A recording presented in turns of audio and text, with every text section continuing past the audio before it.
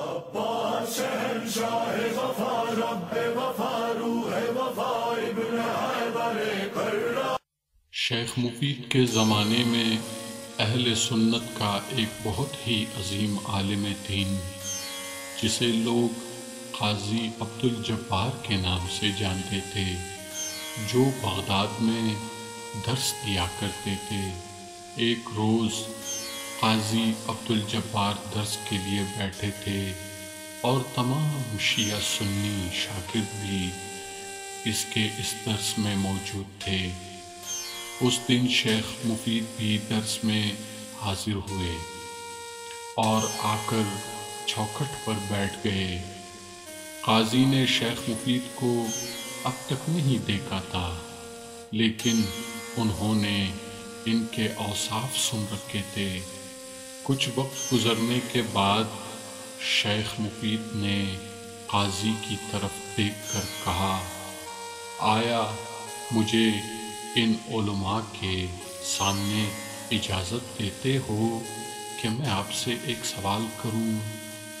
تو قاضی نے کہا، جی سوال کریں۔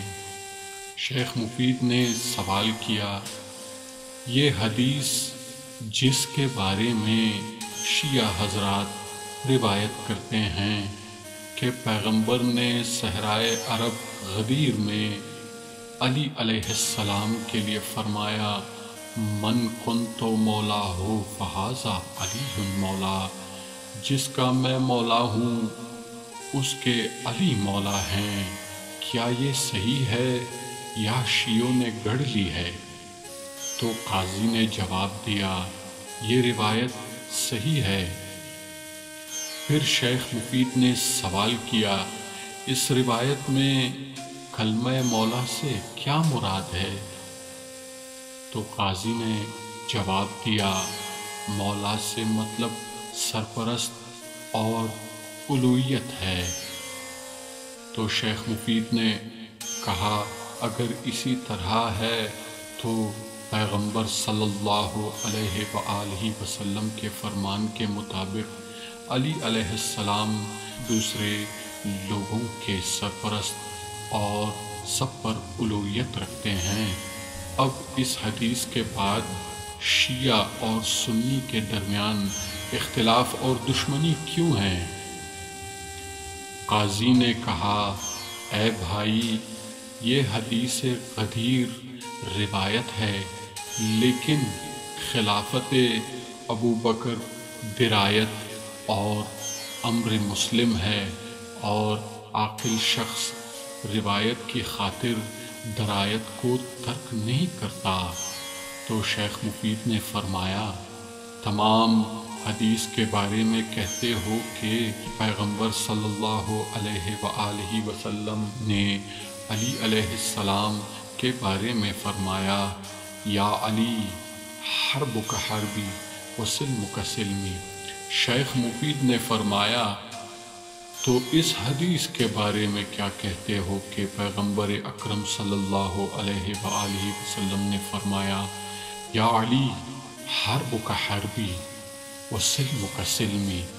اے علی، تمہاری جنگ میری جنگ اور تمہاری صلح میری صلح ہے۔ کیا قاضی یہ حدیث صحیح ہے؟ ہاں، یہ حدیث صحیح ہے۔ پھر شیخ مفید نے کہا، اس حدیث کی بنیاد پر جن لوگوں نے جنگ جمل شروع کی، جیسے طلحہ، زبیر، عائشہ وغیرہ، علی علیہ السلام سے جنگ کی، اس حدیث کی روح سے، جبکہ تمہارا یہ بھی اعتراف ہے کہ حدیث صحیح ہے، تو ان لوگوں نے گویا رسول خدا صلی اللہ علیہ وآلہ وسلم سے جنگ کی اور یہ لوگ کافر ہوئے۔ تو قاضی نے کہا، اے بھائی، طلحہ و زبیر وغیرہ نے توبہ کر لی تھی۔ شیخ مفید نے کہا، جنگ جمل درایت اور قطعی ہے، لیکن یہ جنگ کرنے والوں نے توبہ کی، یہ روایت اور ایک سنا ہوا قول ہے، اور تم نے خود ہی کہا ہے کہ درایت کو روایت پر قربان نہیں کرنا چاہیے، اور عاقل شخص درایت کو روایت کی وجہ سے ترک نہیں کرتا ہے۔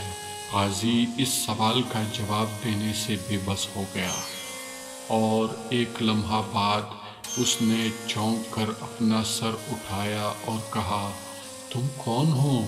تو شیخ مفید نے کہا، میں آپ کا خادم محمد بن محمد نعمان ہوں۔ قاضی اس وقت اپنی جگہ سے اٹھے اور شیخ مفید کا ہاتھ پکڑ کر اس نے اپنی جگہ بٹھا کر ان سے کہا، تم حقیقت میں مفید ہو۔ بزم کے تمام علماء قاضی کی اس بات سے رنجیدہ ہوئے اور کافی شور و غل مچایا۔ قاضی نے ان لوگوں سے کہا، میں شیخ مفید کا جواب دینے میں بے بس ہو گیا، تم میں سے جو بھی ان کا جواب دے سکے وہ اٹھے اور بیان کرے۔ ایک آدمی بھی نہیں اٹھا۔